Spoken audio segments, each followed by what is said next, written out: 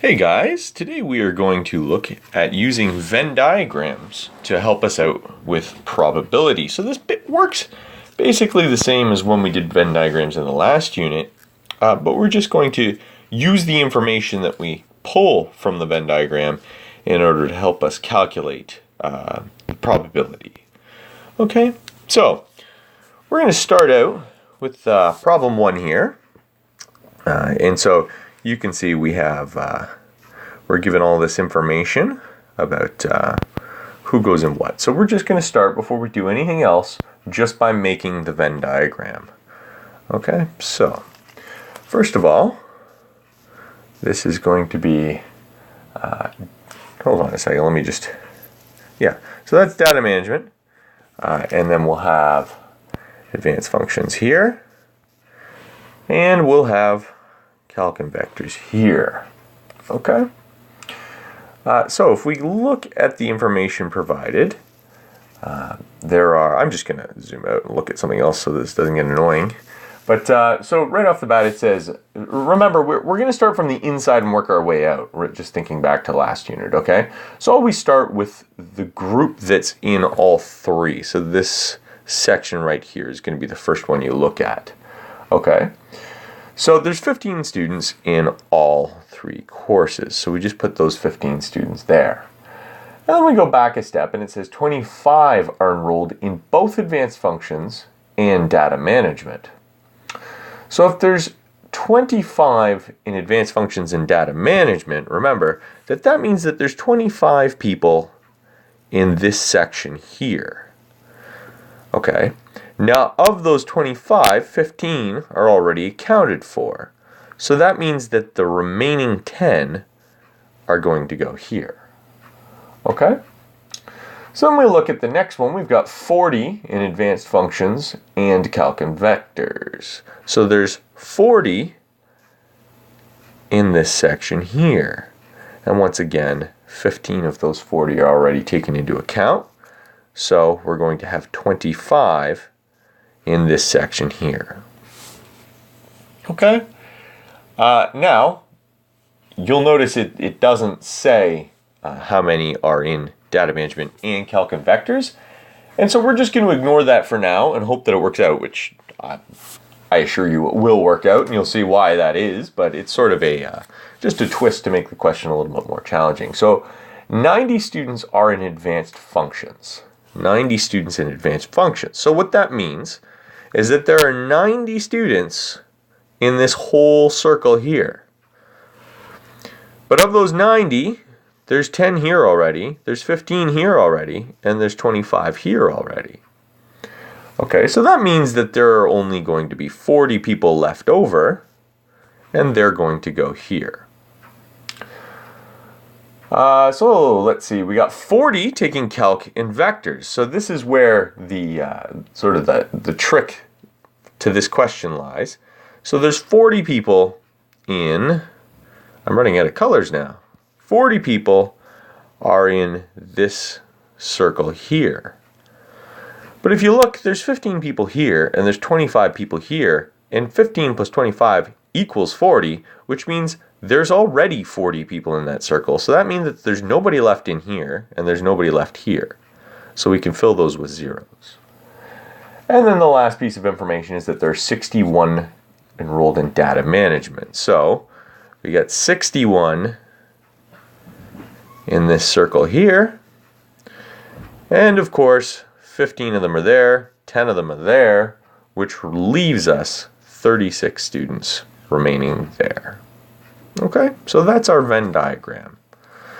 So let's answer some questions now. So we want to know what is the probability that a student that's randomly selected will be in either data management or calc and vectors. Now, the implication here is that it's okay for them to be in both, and that's always going to be your assumption. Unless it says not both, assume that both meets that criteria. Okay. Again, these are rules that in a test situation, you are allowed to ask me questions about the rules of the question, because that's not what I'm testing you on. Okay.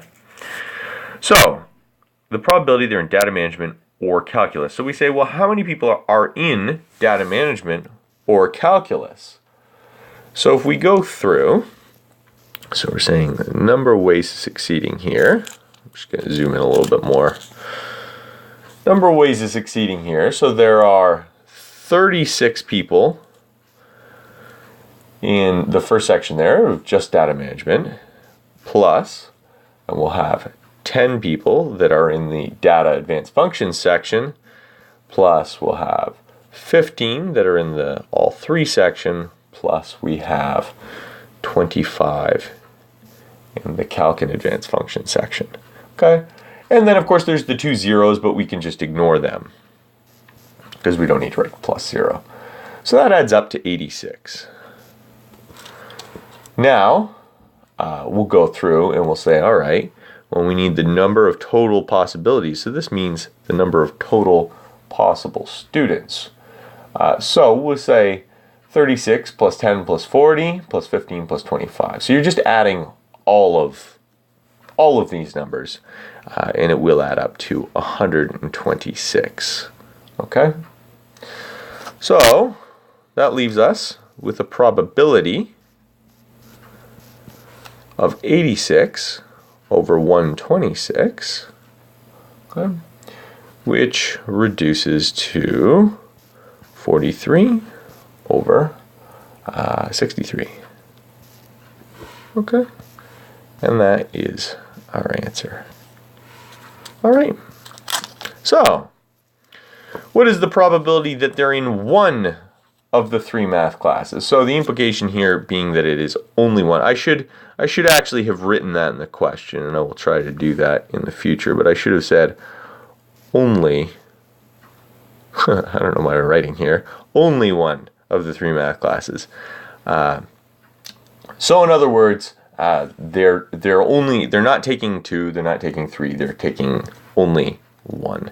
So our number of ways of succeeding, that would be the people from the 36 in data management plus the 40 in advanced functions, and then plus the 0 in calc and vectors. Obviously, you don't actually have to write that. So that's going to give us 76 possibilities. All right. And then we go over to do the probability. And like I've mentioned in the past, this is a case where the N of S, the number of possibilities, is not going to change, so we don't have to rewrite that out. You can just carry that over, and we'll say the probability is 76 over 126, which will reduce to 38 over 63. Okay, and that's our final answer. Okay, so what is the probability they're in advanced functions and calc and vectors? Okay, so again, so you can see how we're just going through and we're saying, all right, which sections meet these criteria, and just adding up those numbers. So the ones that meet this criteria, it's going to be the 15 that are in all 3, and it's going to be the 25 that are only in those 2. Okay, and so it's going to give us 40. All right, and so that gives us a probability of 40 over 126, which reduces to 20 over 63. And again, that is our final answer. Okay, and finally, what's the probability that they are only in calc and vectors? And this is an easy one, because if you look at the Venn diagram, there is nobody that is exclusively taking calc and vectors. They're either taking advanced functions or they're taking all 3. So the number of ways of succeeding is 0. So the probability of succeeding, or of this being true, is also 0. So the answer is just 0.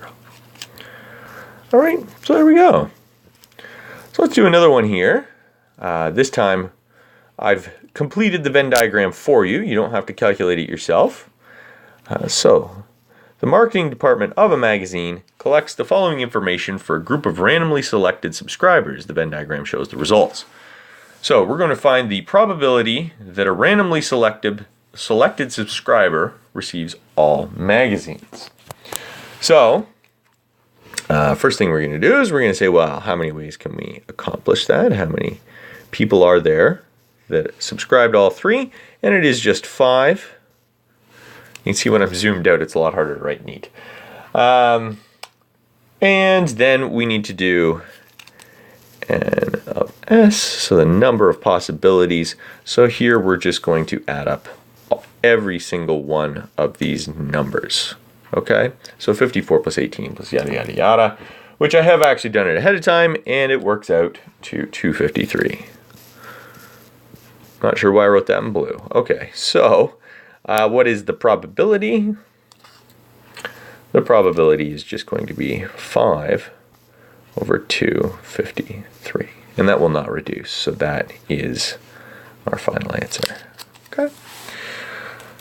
So what is the probability they succeed to at least 2 magazines?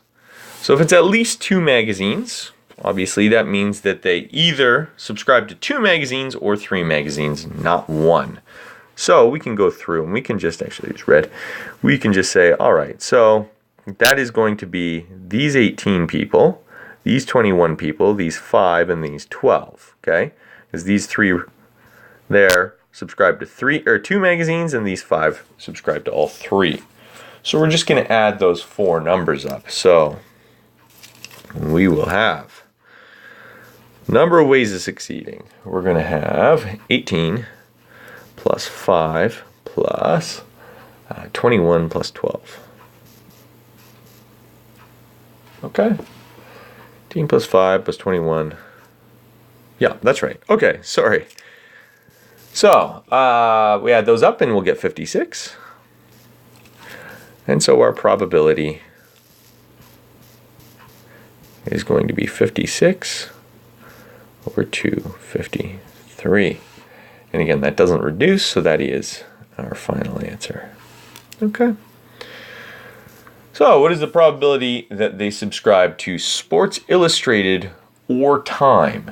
Sports Illustrated or Time. So let's see. So we'll say n of a, and we're just going to go through, and it's everything except for that 68. That's the only one that doesn't meet this criteria. So we're going to say 54 plus 18 plus 21 plus 5 plus 12 plus 75. Now you could have, if you're really on the ball, you could have just taken the 253 and subtracted the 68. Doesn't make a difference. You'll get the same answer either way, and you should get 185. Okay. So 185, which means the probability is equal to 185 over 253. Okay, and that's our final answer. All right, so this next question is a more challenging question. This is one I love to give, and people do make mistakes on, because you really have to think about this one. You have to think about what it's asking. So it wants the probability that they subscribe to Sports Illustrated given that they subscribed to People and Time. Okay, so let's look at this. Look at the diagram here. So what the trick here is that I'm telling you that they do subscribe to People and Time. Okay? So they 100% guaranteed already subscribe to People and Time, which means these guys here are the only ones I'm even looking at. Okay? I have told you. Oh, no, that's not. Yeah, oh yeah, because it said People and Time, yeah. So they 100% subscribe to People, and they 100% subscribe to Time, which means these guys aren't important. These guys aren't. These guys aren't. These guys aren't. These guys aren't, because these guys don't subscribe to Time, and I told you that they do already. These guys don't subscribe to Time. These guys don't subscribe to either. These ones don't subscribe to People, and these ones don't subscribe to People. So we're not interested in any of those. All we care about is these ones right here, because they meet the criteria that I told you we're looking at. We're not looking at anybody else. Okay? So what that means is that my N of S is going to change in this context, okay? There are only 17 people that meet the criteria, the 5 and the 12, okay? So those are the only ones we're even looking at. And then I'm saying, okay, well, how many of those are successes? Well, the successes would be the 5, right? Because those are the ones that do subscribe to Sports Illustrated as well. So what that means is that my probability is going to be 5 out of 17. Okay? And that's it. So that's our final answer. All right, so until next time, go Sabres.